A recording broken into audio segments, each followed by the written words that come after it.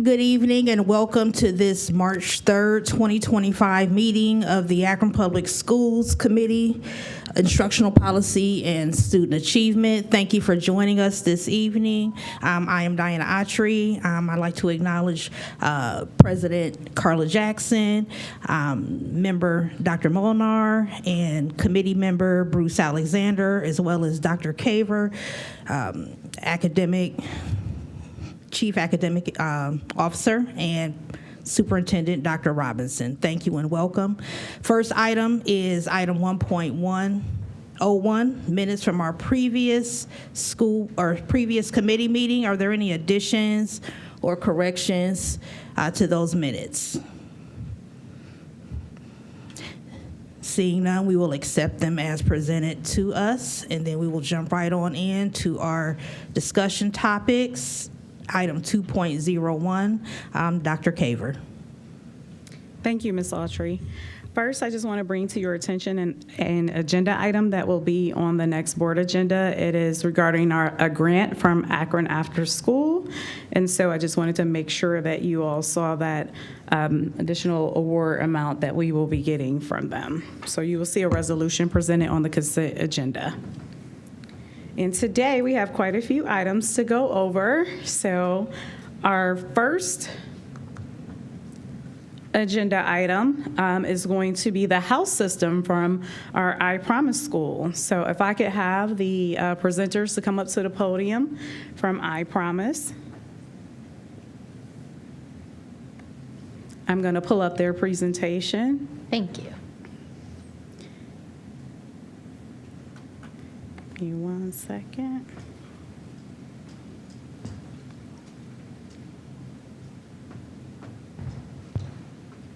She had it in PowerPoint. And Principal Davis, you can go ahead and introduce everyone whenever you're ready. Wonderful. Hi, everybody. Thank you so much for allowing us to come present to you this afternoon. I'm Principal Stephanie Davis from the I Promise School, and I have with me Ms. Stephanie Arnett, who is one of our instructional coaches, and Ms. Kelly Pistello, who is one of my assistant principals. I'm really excited for them to share all of the hard work that they've been doing around the house system for this academic year. It's been an amazing opportunity at the I Promise School, but instead of me speaking about it, I'm going to let my leaders speak about it. All right. Hi, good evening. How are you all? Great, awesome. Well, like Ms. Davis said, my name is Kelly Pistello. I'm one of the assistant principals, and I have Ms. Arnett here. So a little bit about our house system, and I am not real tech savvy with these, so we will see how this goes. Where am I pointing it at? Yeah. Way. It should be. Oh, it's not.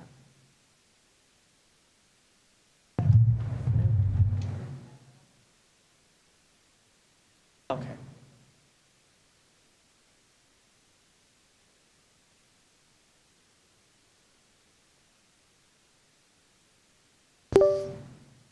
Sounds like it's connected now, so let's give it a shot. There we go. All right. Well, we were graciously donated through the LeBron James Family Foundation a trip to Atlanta, Georgia to go see Ron Clark. If you have never been to Ron Clark, highly recommend. It is a great magical place that has really done some innovative things. And one of the things that they have incorporated into their school is what is called a house system. So that is kind of what we are going to be going over here. So our overview, we're going to talk about our why and introduce you into our houses and how we implement them in our school, talking about our structure and our sorting, our meetings and such, and our impact on our school. Right, so the overview. So what we wanted to accomplish by introducing the house system was a culture of belonging, some universal expectations within our students across the entire building, building a school-wide community, and building character and healthy competition. We had a heavy emphasis on Maslow's hierarchy of needs, a kid who belongs and has all their needs met, does better in school. And we focus strongly on belonging. That was our main. And one of the main goals of the LeBron James Family Foundation and I Promise has always been building relationships. That's always been at the forefront of everything that we do. And what we noticed is that with us going from 3rd grade to 8th grade, sometimes those relationships don't intermix. And so we really wanted to take this time to start to build that school-wide community where the other grades were seeing each other and getting to know each other because everybody does well in smaller teams. So that is one of the reasons why we developed this house system. And also across our staff also, because teachers who belong also perform better. We wanted to bring that same culture to our classroom teachers and our support staff. Started with our staff, and this is our staff sorting that you are seeing, and our teachers were ecstatic. I think this is just a glimpse of it, but that was the mood. It was a great day. So everybody who walks into the school is custodians, lunch workers, if you are there, you are sorted into a house. Dr. Caver.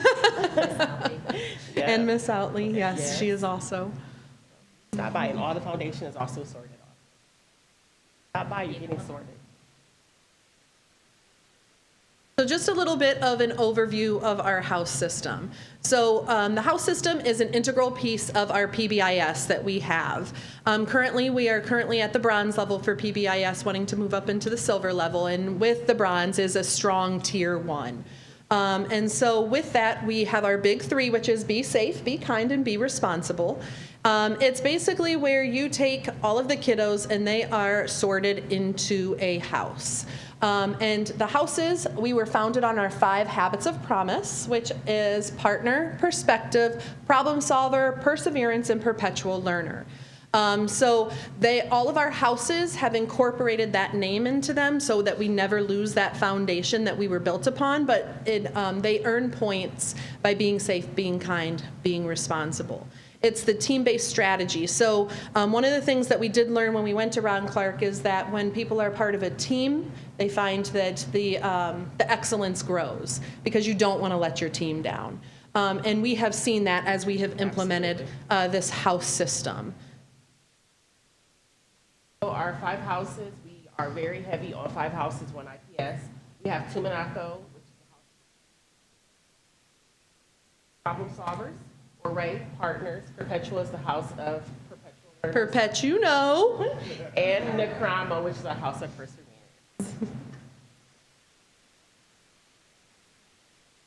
So really quickly, I don't know if this will let me click the video, but we do have a video to share. Sorting day is coming. Sorting day is coming. Sorting day is coming. At IPS, we do things different. You've heard of house rules? Well, here at IPS, House rules take on a whole new meaning. IPS staff, LJFF team members, And students are all sorted into houses that represent different ideals. These ideals have been part of IPS since day 1. House Tuminaco is the house of perspective. House Array is a house of partners. come on over to House Sharisha, 'cause we are some problem solvers around here, okay? We are House Perpetual. We're the house of perpetual learners. McWilliams is the house of perseverance. The goal is to foster creativity, collaboration, and community. Throughout the whole school. Hype it up, House Sharisha. Let's go, House Tumanaku. Get loud with the house of Ore. We are House Perpetual. hype it up for House Necramo. Sorting day is coming. Sorting day is coming. I can't wait to see where you get sorted. I hope you get sorted in House Perpetual. I hope you get sorted into House Necramo. We want you in the House of Ore. Come on over to Sharisha. I hope you get sorted in House Tuminaco. Remember, you don't choose the house. The house chooses you. There are 5 houses, But one IPS. 5 houses. 1 IPS. We are stronger together. We can't wait to get this house party started. We're not even going to talk about how amazing that day was because we picked student leaders and house leaders, and that was it was a huge, it was just, All the feels. yeah, it was all the feels. So it was an exciting day. So implementation, we wanted to make sure that this was rolled out into something that can be sustained. are we not talking into the mic? Sorry. So we were very, very cognizant on how we have been rolling this out. Because, of course, you get really excited about something when you go and see it. But a lot of times that excitement slowly tends to drift away. And so we wanted to make sure that as we rolled this out, it was an intentional and it was something that could be sustained. And we were okay with slow and steady for the first year. So we have been very intentional in everything we've done. So the first thing that, did you say? The first thing that we did was house sorting. So like Ms. Arnett had said, we started with staff. All of the staff was sorted at the very beginning of the year. Once that happened is when staff went back to the classrooms and started just slowly starting to talk about the house system to start to get that hype in students. After that, we sorted our 4th through our 8th graders. They were all sorted into houses, and then we had a whole house day for our new 3rd graders, so that was something special. As you can see, our wheel is at the top of our stairs. If you've ever been at I Promise, we have this great foyer, and at the top of the steps is the wheel that we had brought down, and they all got to spin that wheel, go down the steps, and then turn around and see what house they were in. So it was all random. So House Perpetuo is a little bit on the small side, but we are small and mighty. And some of the other ones, like the House of Oray and the House of, I think it was Necramo, got a ton of 3rd graders. But so that's kind of how sorting day went, if you want to talk about the structure. And this year for our structure, because it was so much new stuff, we decided to go slow and steady. So we set out one house structure where they all follow the same exact structure. And next year, as we get some leaders, this year we appointed leaders, and we've already learned so much as we're going through it. Next year, we're going to let them appoint themselves by basically volunteering, and hopefully all our houses will look a little different, but they are uniform this year, just so we can get them going.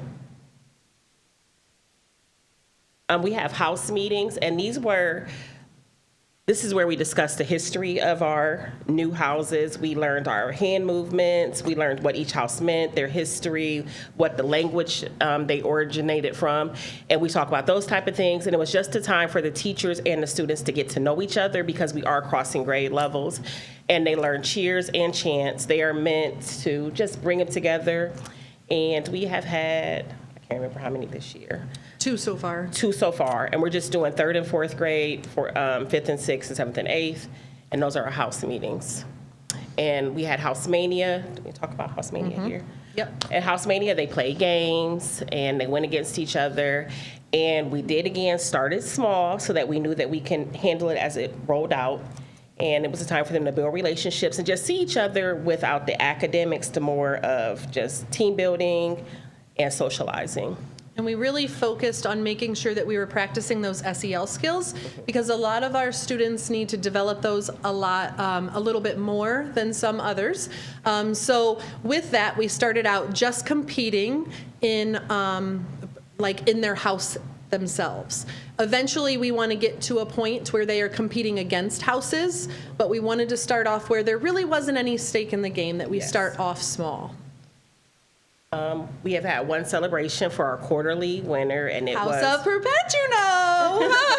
So we went up to House 330, thanks to the foundation. Everything was purple, and we played minute to win it games with all the kids from Perpetuo, students, staff. We arranged it to where every staff member who was in the House of Perpetual were able to go. We just covered classes, and they went up there for about an hour and a half. They had snacks, they played together, and it was a perfect day.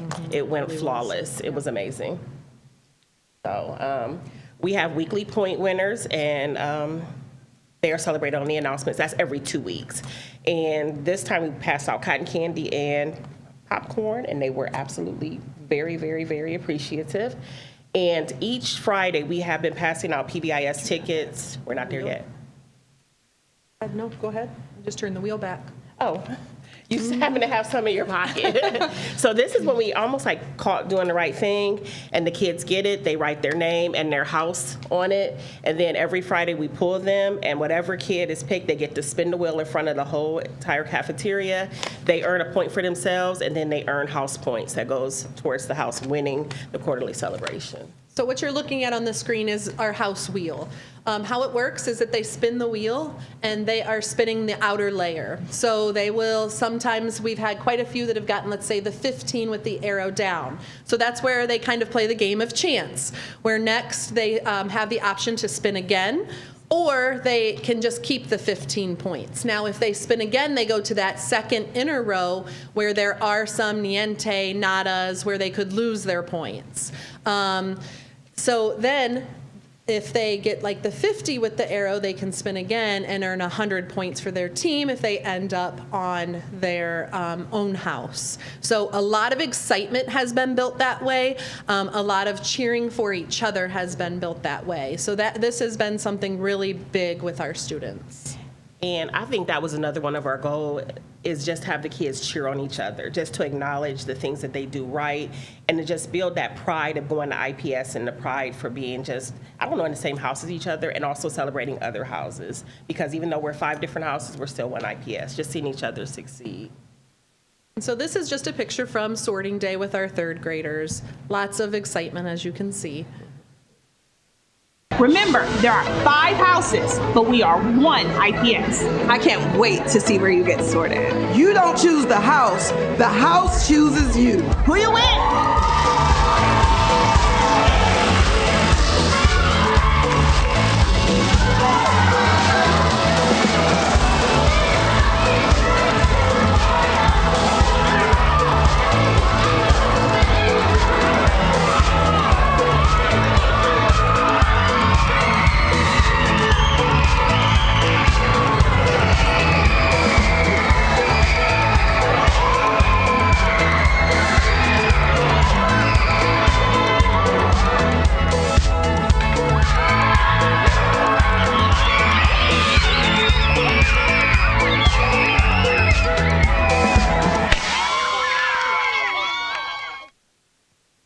Our first time. That's the first time I've seen that video.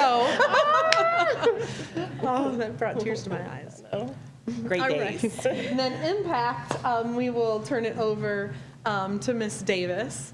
So I hope that you can hear threaded all throughout this our cornerstone one, the culture of safety and belonging, which we strive for at the I Promise School. But as anybody who knows, when you deal with middle schoolers, even though we've had these children from the very time they were walking through the doors in 3rd grade, in middle school things start to change for kids and their relationships with adults. Our hope in bringing this system is that there's a cohesive language and structure, helping kids feel included, so it's not just dependent on the core teacher I was with in 4th grade, but I'm making those connections all throughout the school the entire time I'm here. It's also it's infused a lot of joy into the way we move, even for the adults. You can't tell, Miss Postello and I really rep our team hard, but it's the same for all of the adults. It's helped us find connection and reasons to talk to kids you might not ordinarily talk to. I'm always talking to kids, but now they have a reason to talk back. You know, oh, Miss Davis, your house isn't winning, or they give me the sign in the hallway. It's just the secondary effects and the tertiary effects that we have found from it have been amazing. A second thing that we didn't anticipate necessarily happening so fast has helped with connection with our students who might need some additional support. So if we have a reintegration meeting for a kid who's maybe been out for a time, or they need additional behavioral support, it's not just the teacher and the administrator, but we bring in the house leader that says, you know, remember in House Tuminaco, these are our expectations, and I can't wait to help you through this. So the level of connection that kids are feeling, I'm really excited to see in our survey results, because it's definitely given us a structure to connect everybody and everybody who walks through our door in a universal language. Another amazing point, I'm sorry, this is one of my favorite pictures, Miss Victoria. This one always gets me. That's Miss Victoria and her mini-me in 4th grade. That's them cheering for everybody that was in their house Ore. The partnerships, family, and community engagement have been phenomenal. It was a blessing and a true gift that the LeBron James Family Foundation sponsored not only my team going down to the Ron Clark Academy, but also they've provided connection to the app, which really helps us keep track of the leaderboards and different initiatives and incentives that go along with that, including the use of House 330. But it's also a way to connect our families to the spirit of the school. You don't have to have a kid that's on a sports team. You don't have to have a kid who is on the honor roll or merit roll. Parents are automatically a part of the house that their children are a part of. And if you've got more than one child, you are a house divided, like an Ohio State, Michigan family. That's okay. You can rep whomever you're feeling like that day. But it helps give just connection. I know that one of the members of the foundation saw somebody at Acme #1, and she said, "What house are you in?" You know, it really gives us a whole universal kind of language to wrap our arms around our support, and that has helped with our family engagement as well. So we have seen an increased attendance rate. I can't give you final details yet because we don't have the entire data for this academic year compared to last academic year. And also, I think our data is going to be a little bit skewed because we didn't start this until after our first quarter. But we definitely have found, especially when we're talking about students who need Tier 2 responses and Tier 3 responses to attendance, it's added a level of connection, and that can't be stressed enough. The level of connection and accountability, instead of saying, oh, that's a kid I haven't seen in weeks, it's, I'm the house leader, I need to find out where my kid is.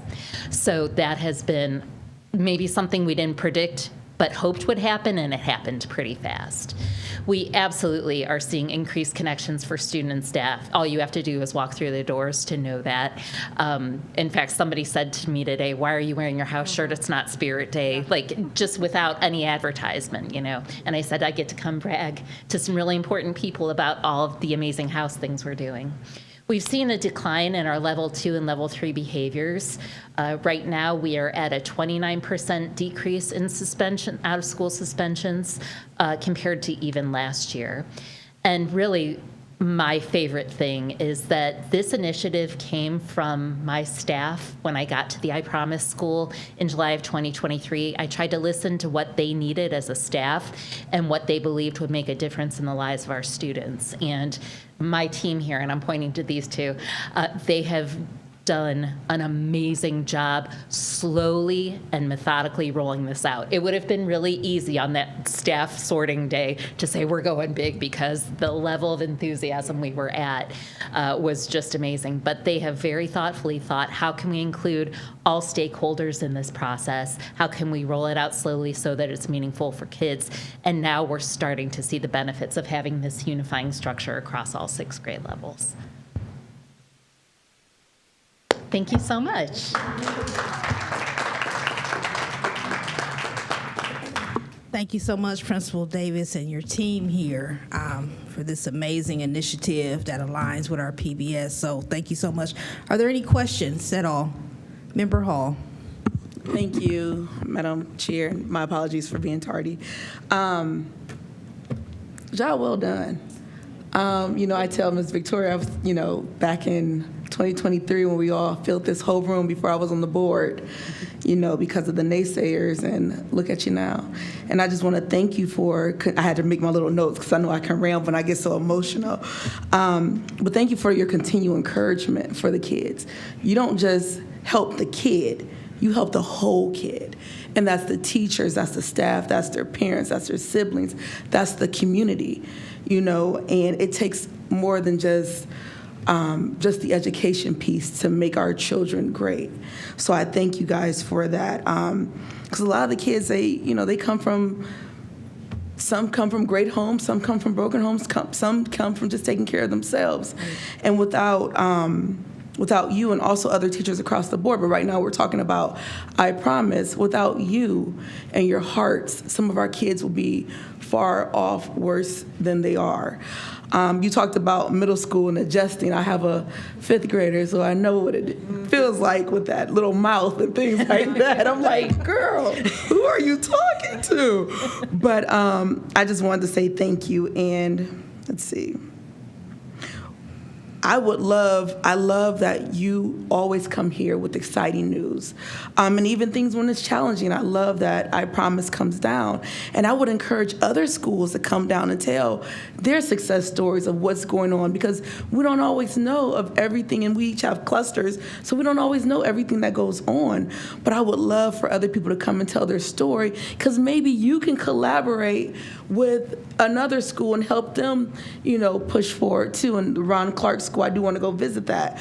But hey, we have an I Promise school right here in Akron, Ohio, that is doing great. So eventually one day people are going to come here and say they want to check out our school, and maybe they already do. But just thank you all, I Promise, for everything that you do for our children. Thank you. Thank you. Thank you. Mr. Alexander.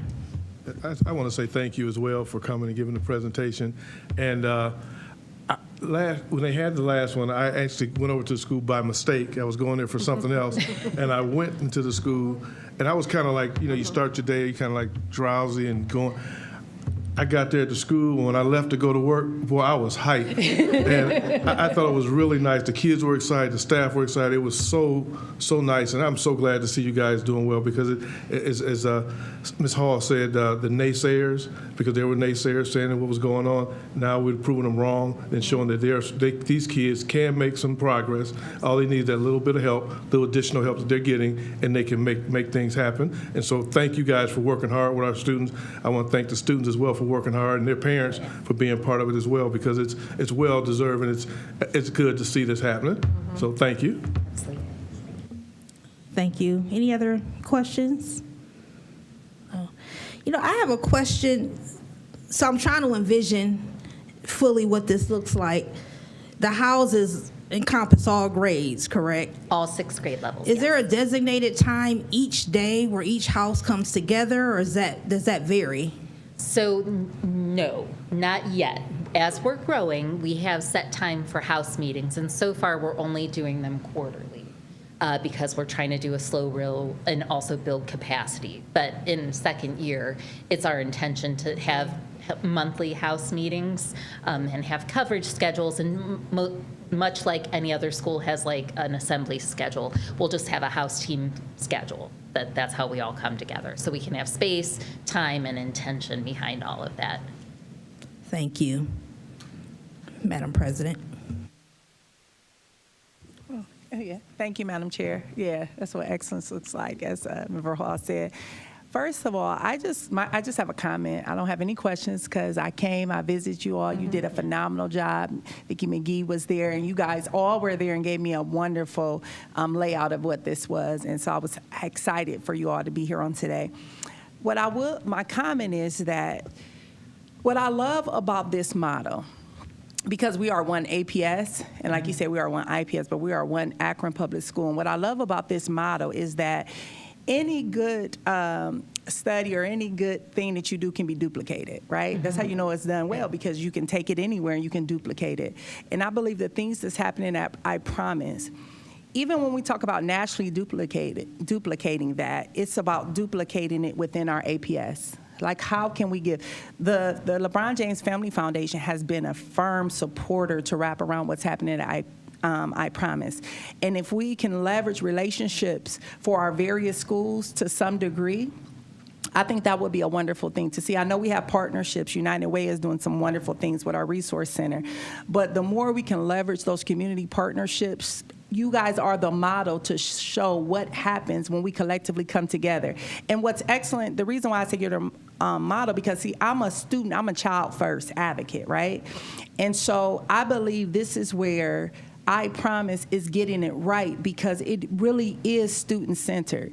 And when you say student-centered, you have to weigh in with what the teacher input, right? Because the teacher's input is the direct connector to the child. They're the direct contact. The board is here. They can do people's bidding from here. But if they're not in the weeds, what you here for the kids? Because the bidding has to be for their children. And that's what I see happening with these type of programs, with the educators at I Promise. And Ms. Davis, I love what you said, is that when I came here in 2023, I listened to what the teacher said.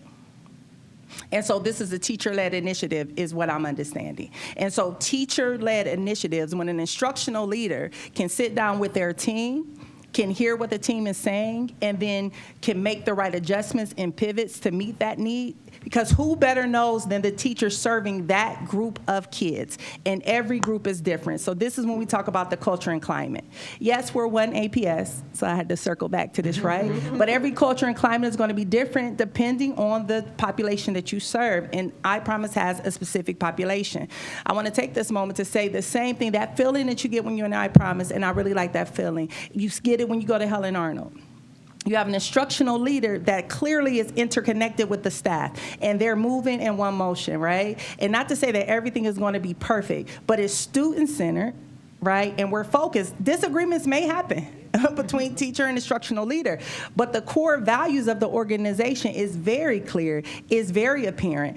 And so you don't have too many people having to come down here trying to do your bidding or advocating for you because y'all internally doing it yourselves. Right? Because you got that collective collaboration. And so that's what I mean about the model. It's student-centered, and everything bursts from how can we best serve our students? And I like now that being more transparent with those accountability measures, because I have talked to individuals about that with I Promise. But I said, we want to measure I Promise. We're one district. We measure it all, right? Because we're trying to serve all students and get them to where we believe they need to be contributing citizens. And that looks different for everyone. So my comment simply is thank you.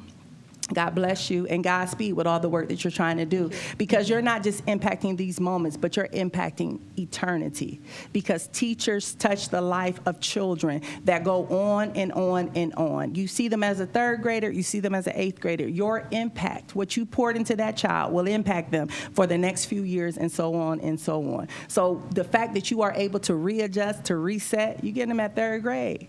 By that time, a lot of things are already established. And what people don't understand, I love when you came and you said, hey, this is not a sprint, it's a marathon. And education will continue to be a marathon, especially in the ever-changing. We know we go from differentiated learning to Montessori model to it's always something changing in the world of education. And when we can pivot and serve our children with them being at the forefront, I just think this is a great thing, and I'm excited to see it. I'm excited to be a part of Akron Public Schools, where I Promise is housed at, and I'm thankful for that. I'm thankful for that, because we would be remiss not to see the fact that we had a young person from Akron, Ohio, allow its public school system to use its name, image, and likeness in order to serve, and its foundation and its resources to serve the community that he came from. And so this is a clarion call to everyone. Let's be about the business of educating our children, and let's do that collectively. Let's do the bidding of the children that we allege that we want to serve. And if you're doing that, then it looks like this. It looks like Helen Arnold. So it looks like the schools that come around collectively come together, and then come together as one to bring their needs and present before this board. So again, thank you, thank you, thank you. Well said. Thank you again. Thank you. Thank you for your work.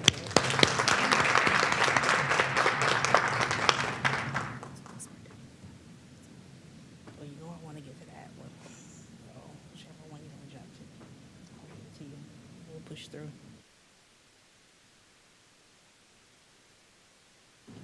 Yes, we're going to go out of order because of the time today, and anything we don't finish, we will bring back to the next meeting, or we'll call a meeting if Ms. Autry so chooses to do so. We're going to go ahead and learn a little bit about the Amazing Shake, which is a great segue from the IPS presentation, because it is something that was derived from the Ron Clark Academy as well. So I'm going to welcome Marcy Ebright and Beth Winter up to present.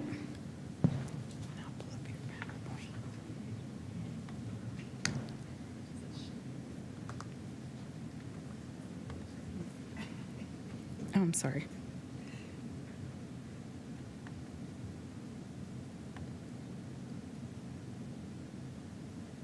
Thank you, and good evening, everyone. So yes, I'm gonna go a little fast through the first half of it, but most of this, I think, is linked in your agenda tonight, so you're welcome to read it at your leisure. But we did want to give you an update on Year 1 College and Career Academies in the elementary.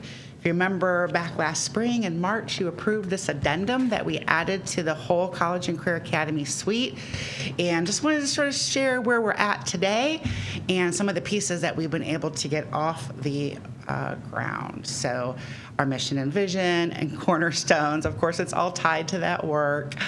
And our year one goals were to give us provide your progress towards a year one plan, what's work is being done.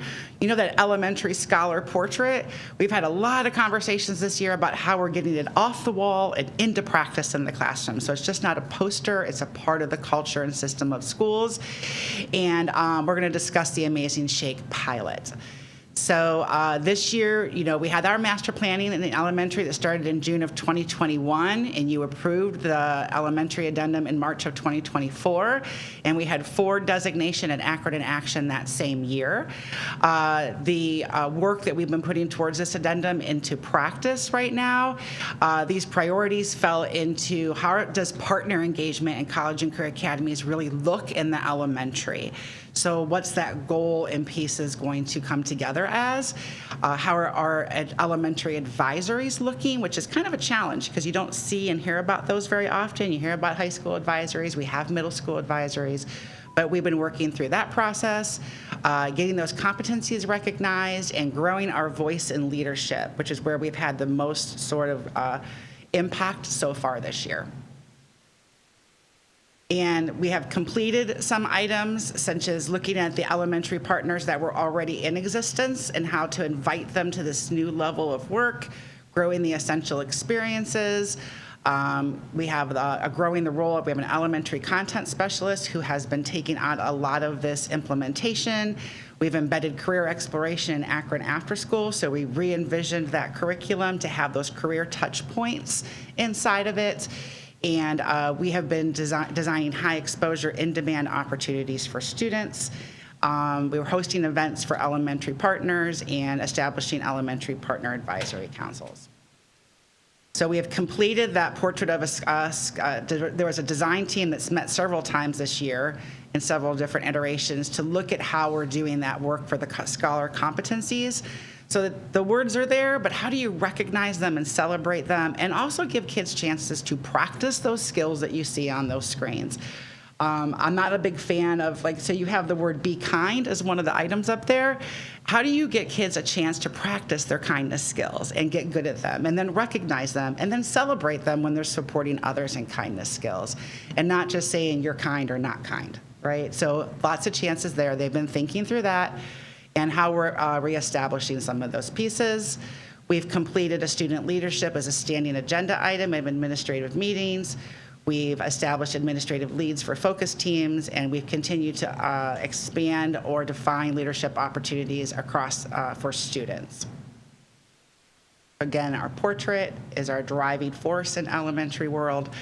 And where we've at right now, we've had people from our CCA department, elementary principals have advised on it, CCAA steering committee, which is our whole partnerships that come together every quarter to discuss items, have given input.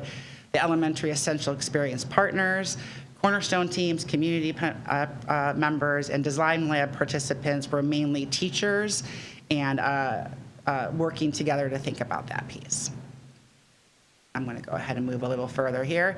There is a timeline, SEL timeline of professional skills that the counseling team started last year and rolled out to schools that has layered over monthly sort of objectives around the portrait so that we're moving kids through systemically and knowing that every kid is getting a chance to practice and become good and recognized for these skills.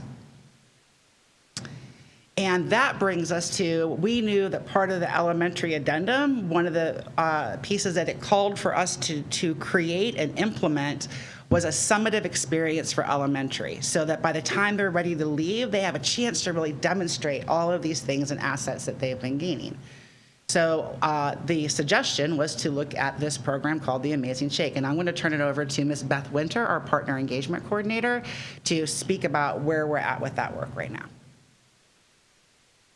Thank you, Marcy. Hello, everyone. Thank you for allowing me to be here. I am super enthusiastic about the Amazing Shake. I think this is an amazing program, no pun intended. So we've heard about Ron Clark already once tonight, and Ron Clark Academy began the Amazing Shake. It is geared towards 4th through 8th graders. I've been a proponent of this since I first heard about it, emphasizing teaching scholars manners, discipline, respect, and how you conduct yourself in a professional environment. So we decided we would pilot it this year with the goal being to scaffold it next year to the entire 5th grade across the district. Have everyone participate in this Amazing Shake. There are several rounds that will mimic different real-world interactions. And so each round narrows the field of scholars. So this year with our pilot, we asked for schools to volunteer their 5th grade classes. We had 6 schools that did so. We were trying to replicate a cluster, the number of students in a cluster, so that we could see how this could work. We've learned an awful lot from it. With that first round, we had about 165 scholars that participated because we had one school that had to cancel at the last or later in the as we were planning. So we had schools from Barber participated, Krause, I Promise, Portage Path, Sam Salem, and Voris.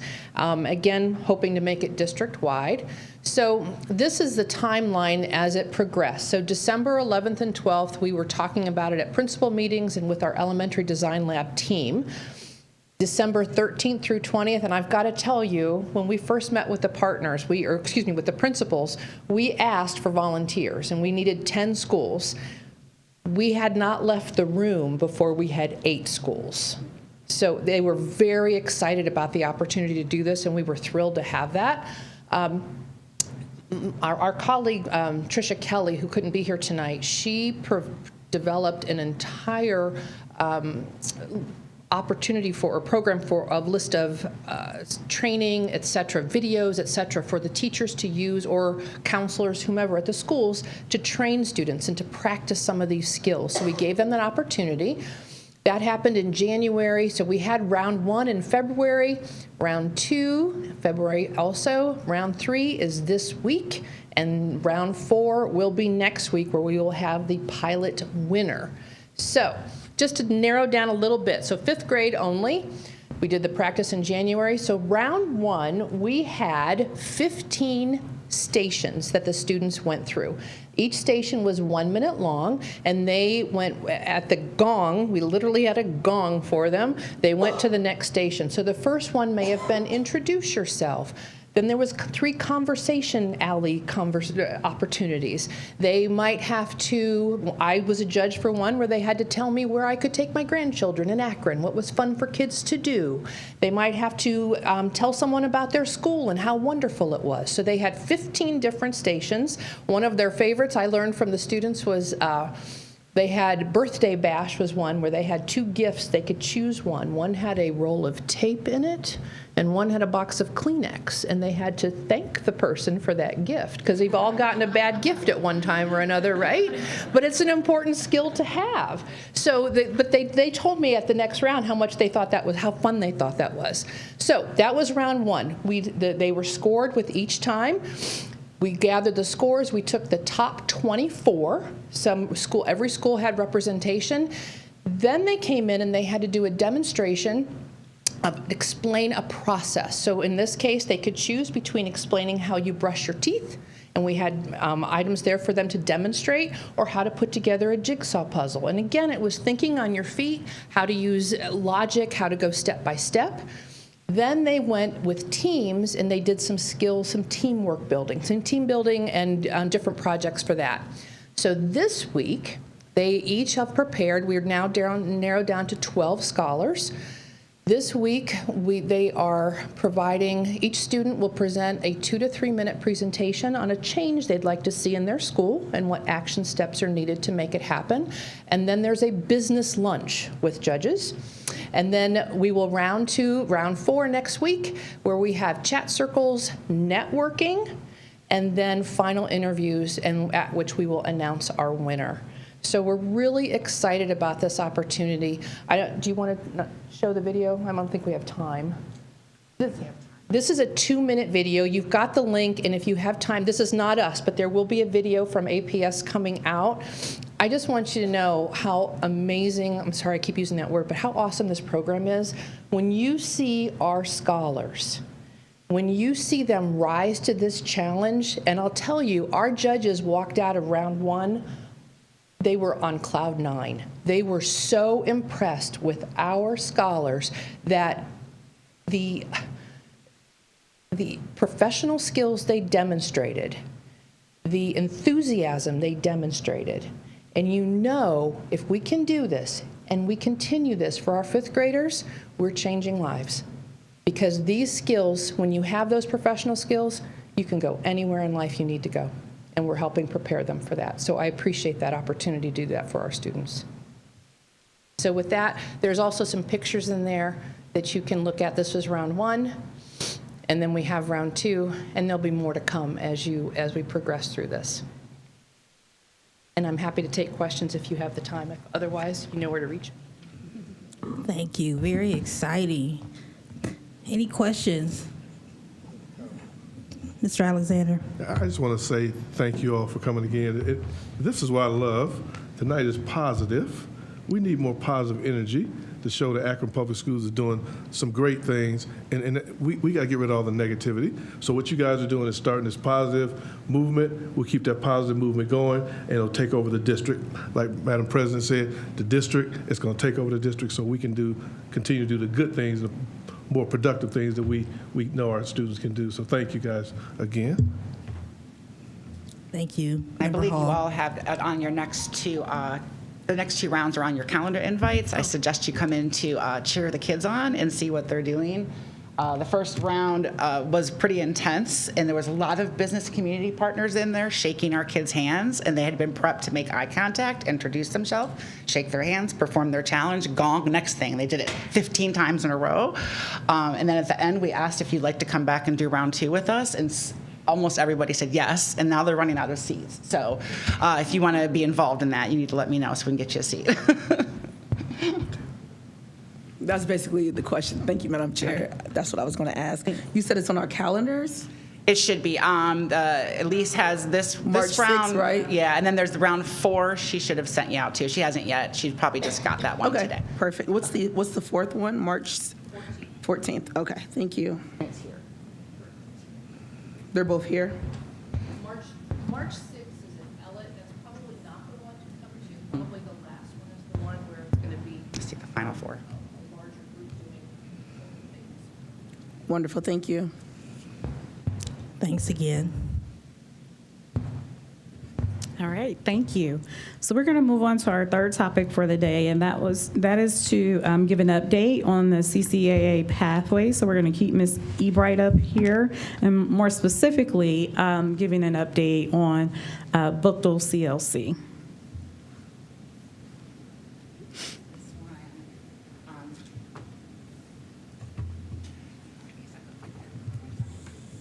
If not, I'll get mine later.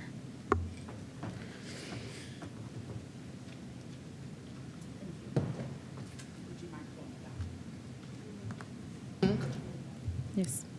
Thank you. So I've just prepared a report here for you. Ms. Autry asked specifically around the stop, start, and sustain process and what's happened with pathways that would retire, new pathways that would come on, or pathways that we're looking to sustain. And that means enrollment might be low, interest might be low. How could we envision the pathway to drum up more interest for students? So in the materials I just gave you, I'm just going to give you a high-level overview of what I've given you, give you a chance to read and digest it, and if you need me to come back next month and go into a deeper dive on the information that you're looking at. But I wanted you to have some of the facts and stats and numbers in front of you. I'm not sure we'll have time to dig through every single thing today, but in your resource packet there are the current academies and pathways attached in your packet. There is the pathway selection guidance, which is what we do each year when freshmen select and declare their pathways of study for high school and how that's performed. We do keep our pathways to about 75 to 100 students. When you get much larger than 100 students, you might see a couple in there that have 101, 102. They snuck in a couple extra. But you think about the labs that you've been to in our college and career academies, you don't want them to get so large that the kids can't have that experience of the pathway. You also don't want them to get so small that there's 3 or 4 kids sitting in a classroom in one of those huge labs. That's not very engaging for kids either.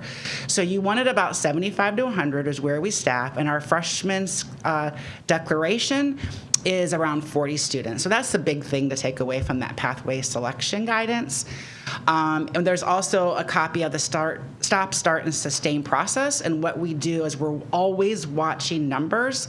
There are several things that come into effect on that. It might be, are students interested in this? Is there a job for them in this field? So we watch the labor markets and the trends and what's coming next. The enrollment at the school. We have had a couple of schools, probably since the beginning of college and career academies, that have been over pathwayed for the number of students. So if you have 75 to 100 in a pathway and you have 10 pathways and 500 kids, you're going to drop down to about 50 kids. So that becomes a much smaller pathway across the whole part of the academy. So you're constantly watching the numbers to see where things are falling. Are we able to staff the pathway? What advisory boards are saying? Are there materials? Is there availability? What investments do we need to make? And finally, of course, fiscal responsibility regarding that staffing of under-enrolled pathways. So we watch all of those things all the time. The first chart on the first page is just a high level of what's happened the last couple years of affected schools that have had pathway changes. If their name is not listed there, there hasn't been any change at that school. So Ellett, North, STEM have all remained the same. When they've started their stop, start, or sustain process, and when decisions were made to either move them or add a pathway or migrate something. So that's just a chart showing the overview of what's going on and what's happening for next year. And then on the following pages, this section is all around some communication highlights, specifically as it came to Buchtel. One of the pathways that we have moved or migrated was the education pathway from Buchtel to Firestone.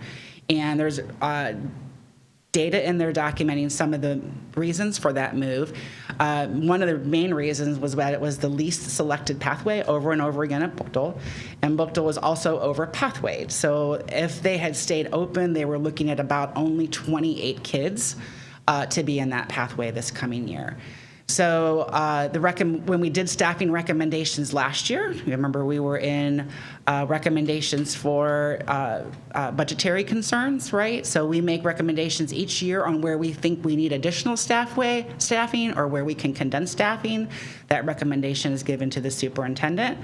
At that time, he approved a pathway closure for East, was another one that had way too many pathways for the number of kids. Their pathways had become very small, and Buchtel. With Buchtel knowing that we were going to watch their numbers and that we were going to keep it open while kids who were currently in the education pathway finished out their 4-course sequence. At the same time, Firestone had been asking to add a pathway. Their numbers were over 100 in almost all of their pathways, which were getting way too large, and they expected more students to come in this past year. So we knew we needed to add another pathway.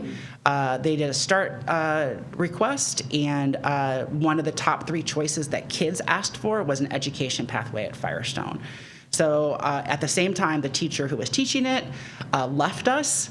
So it worked out to keep the education pathway here in Akron with our students and put it in a school where students were asking to have that sort of resource available to them. So there's the communication highlights that went on to community partners, Kent State University and the named academy partners. Ms. Winter is the partner engagement coordinator, and I spoke with them several times prior to this, and especially through the sustain process, but there's only so many bodies in a school. And as numbers come up in schools, then you look to add more pathways back in. So you can't manufacture more people than there are in this school. One of the pathways is going to have the lowest number of kids no matter what you do. So school administration, the counselors had ways to communicate. That is linked in your document, the letters that they had to give to students and families and staff regarding the change. There's some current counts for Bookdale listed there. I did highlight computer programming. Can you go back up for just a second? Sorry. Computer programming, entrepreneurship and business, sports medicine and health. I often hear some people say that they don't have a college on-ramp pathway left, and I don't know why that gets stated, because those are 3 pathways that are very clearly a college on-ramp. You can make an argument probably for construction and masonry too, because there's lots of people that study that as well. We have the only state licensed cosmetology school at Bookdale in the city.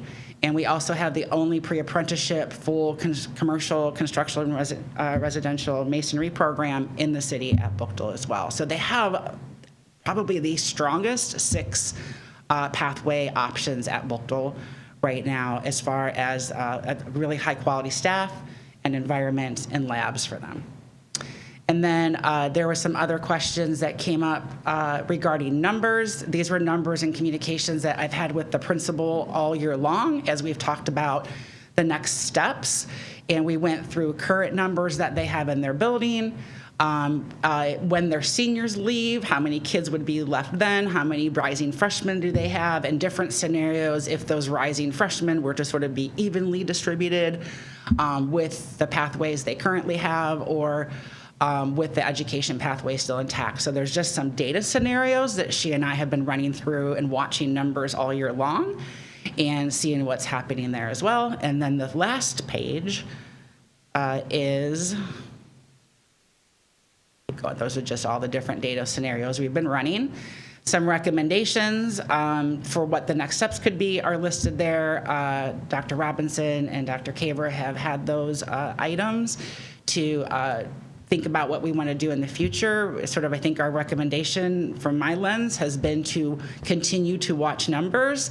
This next year will be the final year of the education pathway, finishing out the last group of seniors for Bookdale, and that will give us a window of time to say, where are their numbers at, and do we add something back? Do we bring education back? Is there something else that the kids would have more of an interest in because they weren't gravitating to that one before? Maybe there's different options that we could look at, but there's lots of factors we would begin to look at if we were adding something back in.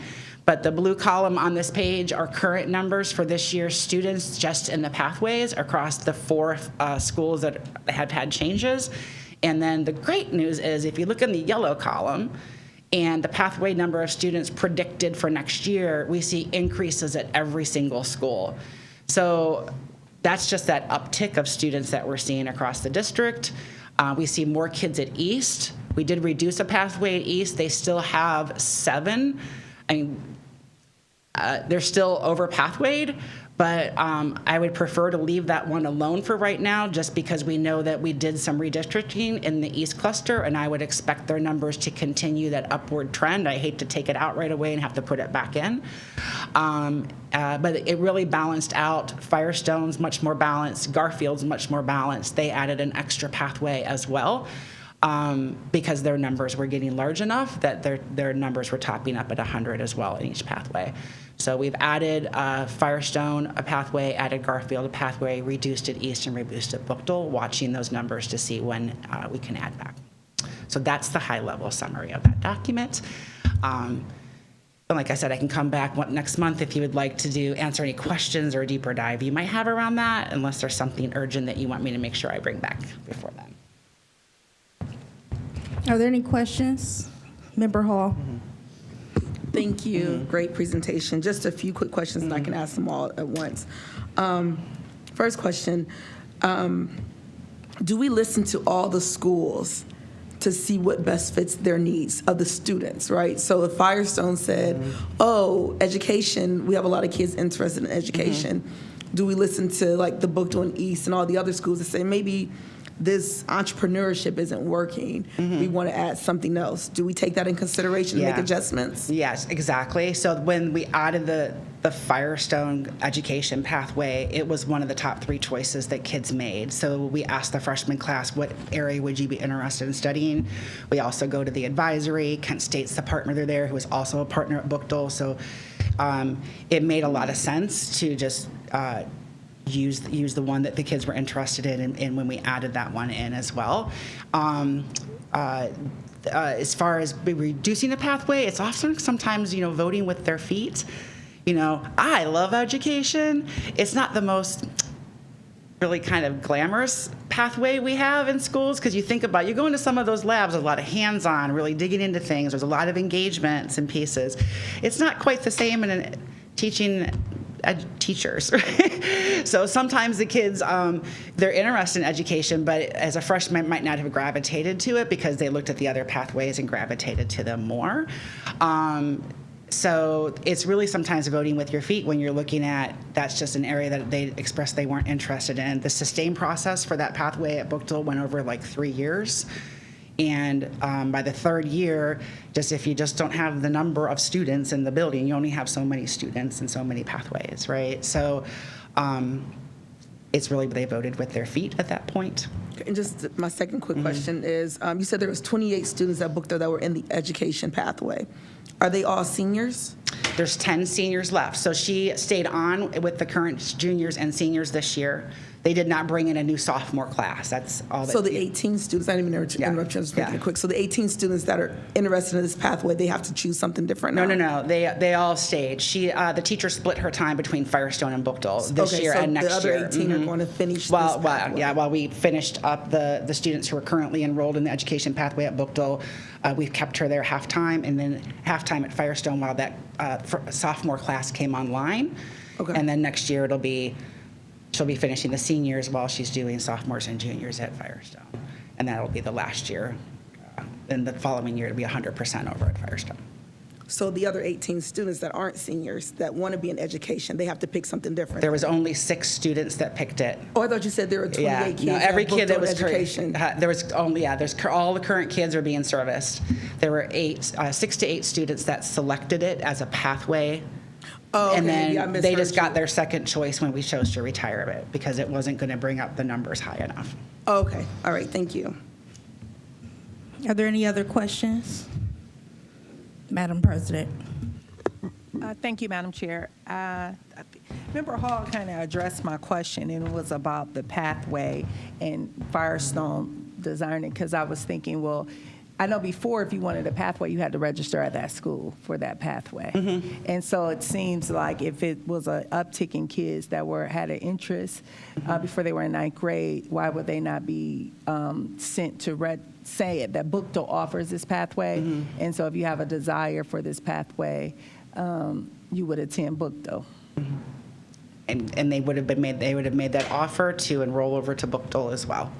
I don't know that students at would be willing to, you saying that these were students on track for the Firestone cluster, right? And they were just polled. Mm-hmm. I'm sorry, but I want to just finish it. They were polled as far as their interest, but they were already aligned with the Firestone cluster. Is that right? They were currently freshmen at Firestone High School. They would have enrolled or been in that cluster to go to Firestone High School, and then they made their declaration at the end of the year. So when we looked at their remaining pathways at Firestone, they were all up over 100. So they needed another pathway no matter what we were doing because they had too many students in each of their pathways that they currently had. So we didn't want to lose the education pathway. The kids were interested in it, and so we kept it. And he's looking at, I think, almost 60 kids will be in that pathway.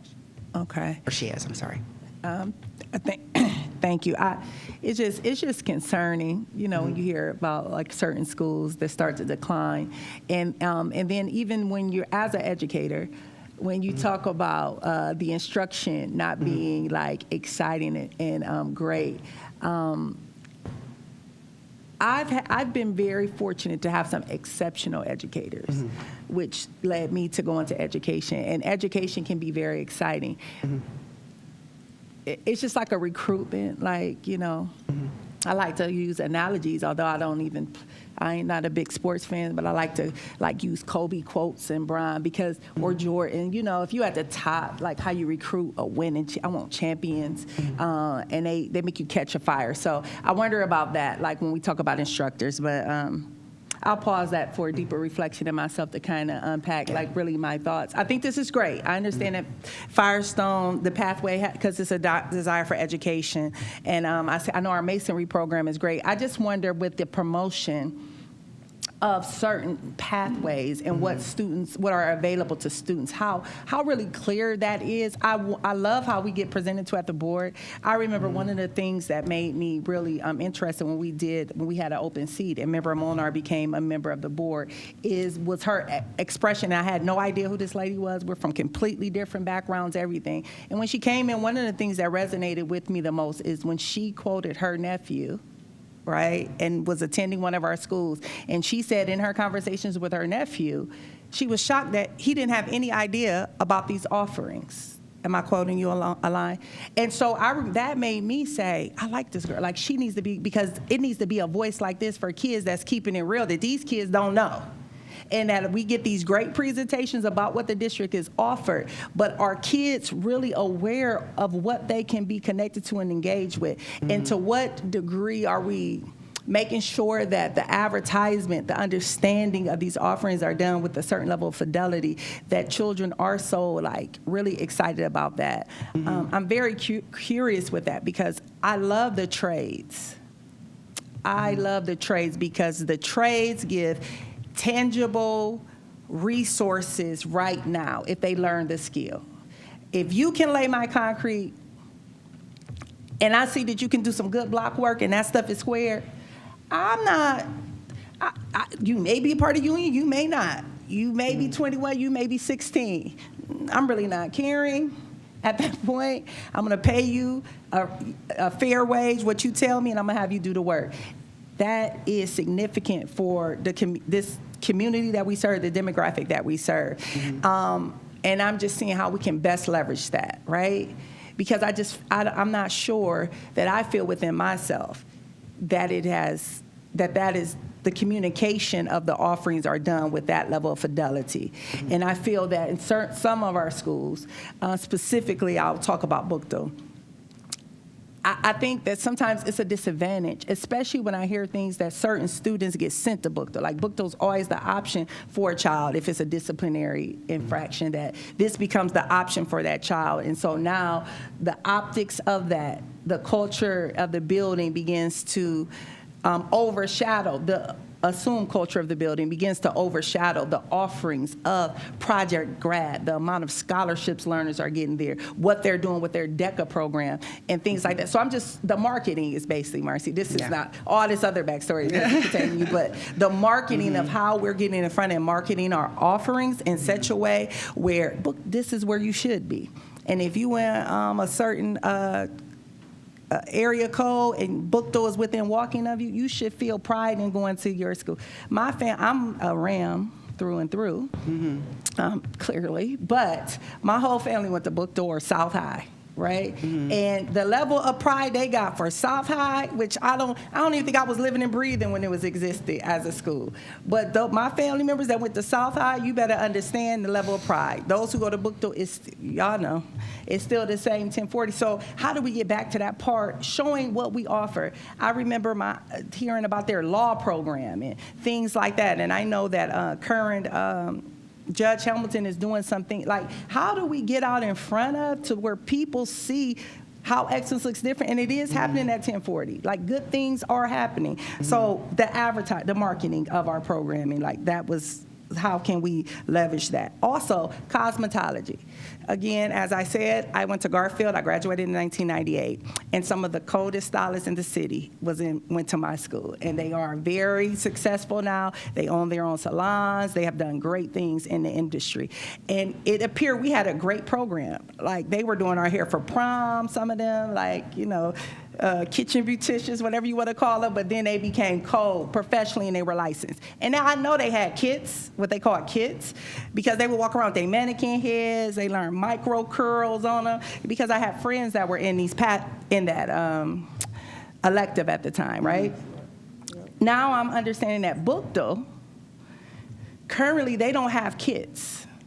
So I was at Bookto the other, before our last board meeting, I accidentally went to the game there when I met those young ladies that are graduating in class. And so this is something that I want to look into. Can we get what is the need of them? Like what is missing? How can we assist in that area? Possibly as a board or leveraging some relationships, because I was told that they don't have kits. They should have everything that they need to be doing their pieces and parts for their curriculum. Every academy is given a budget at the start of the year, and the academy and the teachers sit down with how much they have, and they make their projects and plans and then submit. We are processing a few $1 million in purchases throughout the year to the schools, and we distributed it not evenly to the academies, but that each academy has their budgets, so that we knew that every academy got a slice of their dollars to spend. So the teacher makes their request, we have a form, they put in what they want to buy, we buy it for them, and all the curriculum that they need to be successful. So if there's something missing specifically that the kids feel that they need, they should be working with their teachers, submit it. There's still money left in their academy budgets to buy items. So we have money. Okay, I'll circle back for them. For the kids about what they need, and I'll get with their teachers. I mean, they just need. So I can bring it here because I'm not doing it. I'll get clarity from the instructor, because I think what you're saying what I'm understanding what you're saying, and if I put it together, I'm thinking it's one thing if I have the mannequin head that I use in school, that I may use in class, or certain things that I use to go through my practicum in class, but the kit means I graduate and that goes with me. Oh, they're wanting their, I don't know. Like it's a certain, like a starter kit. So, that might be what it is. I don't know. I don't know the perfect term, but that's what that was my understanding, Marcy. But I'll get clarity when I know they have all the things. Yes, because the other things, what they need to get their hours and to do in a classroom. The kit is what they take home if they want to do, practice on something at home. They have a mannequin head for home and maybe one at school. It's what I'm thinking, but I'll get clarity for that. And I just want to reiterate that Bookto worked really hard for about 2 or 3 years trying to build up the education pathway. They approached us. They took kids on an education leadership retreat, hoping that would drum up excitement. They worked with the middle school kids, trying to get them. There was a lot of conversations at the school level that they went through to make that as exciting and as engaging as they could, so that kids would gravitate to that as well through that sustained process. And they have pages of documents to evidence of what they worked on. And I went to the event that you guys had at Quaker Station a couple years back, where the students presented on their pathways, and it was some learners from Bookto that talked about the education pathway, and they were excited. One young man was trying to make us understand, like, it's not just teaching. There's other things to do, but again, it goes with the marketing, and people understand that, because this young man was even expressing to me, he was trying to tell his classmates who went to school with them to the point and didn't understand that it was more than just teaching. So that's why that marketing piece, how are we really marketing this to the community, to the students, and to the in a real, not just, oh, this is what's available, but really marketing. And then lastly, I think something else to kind of expand upon. I know we received the email with the city following up about when to meet for JBR. I know Molar is on that, and Autry, right? So with that, it may be a I'm thinking instructional policy, like it have to come back here, because I would like to see a collaboration with us utilizing CLCs as pop-ups for the student businesses, like how you have the Hartville Flea Market, or the farmers markets around. Incubators. Yes, where it would serve as pop-ups for student businesses, for students to promote their skills in their businesses, where, I know that in Bookto they do like mock-ups, they build walls or retaining walls as a sample where students can be in front of that, maybe with their structure showing what they're able to do, and where that becomes a regular part of our programming, so that students, again, I love how you talked about with the elementary pathways, the students shaking hands, those interpersonal skills that then also are transferable into business and into relationships in business. So I really want us to look into that, because I have also been trying to make phone calls and build relationships, with different trade unions to see how can we get our kids connected district-wide with paid apprenticeships, where then they can go and end up with a journeyman certificate, and then eventually become a union card carrying student, because these are respectable, blue-collar professions are respectable professions that will feed families and send people to college and build and buy homes and nice cars. And so the more we can leverage that, I think that would be good. So that's something I just want to put in there, because you guys will have to be at the seat at the table when we try to do something like that. As far as the getting with the city and saying, listen, how can we make these pop-ups for our learners happen, where if they make items, they can sell their items. If they have a service industry, they can promote their service industry. Like, what does that look like? What would they need from us? And also, lastly, while we're in instructional policy, something to just maybe consider, if I may, Madam Chair. I'm really interested in, I shared this with the superintendent, maybe you can go into like fall, we can plan it now, but doing like a district-wide lemonade day. And it's already a format. It's not like it's not my own intellectual property. This is something that's been done. And if we can roll that out, because it's the basic elements of entrepreneurship and business, a lemonade stand. And I believe we can maybe get some community partners to be with us. And then district-wide, where people can pull up, kids can make the lemonade, and it's their money, but we're teaching on the simplest level a way to make money as a young person. And then I know a couple years ago, we had something about an investment group. I think they came to, but it was for parents. And I said, we need something like this for kids, to where they were at Helen Arnold. I don't know if you call, but we can show, if you make $100, invest $20 into this and let it draw interest. Like maybe partner with Chase. I know that we have Chase and Towpath Credit Union, but I know that Epps, Chase. No, I was gonna say Ace Epps. Chase.